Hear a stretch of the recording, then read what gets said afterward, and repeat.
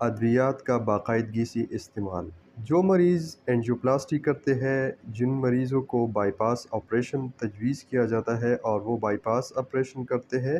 یا جو مریض ہارٹ اٹیک کا شکار ہو جاتے ہیں، گائیڈ لائنز کے مطابق ان مریضوں کو کم از کم 6 مہینے سے لے کر 1 سال تک بلا ناغہ اپنی ادویات کو ضرور استعمال کرنا چاہیے۔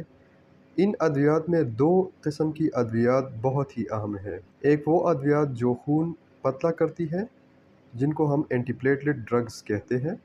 اور دوسری ادویات جو خون میں چکنائی کی مقدار کو کنٹرول کرتی ہے، جن کو ہم سٹیٹن کہتے ہیں۔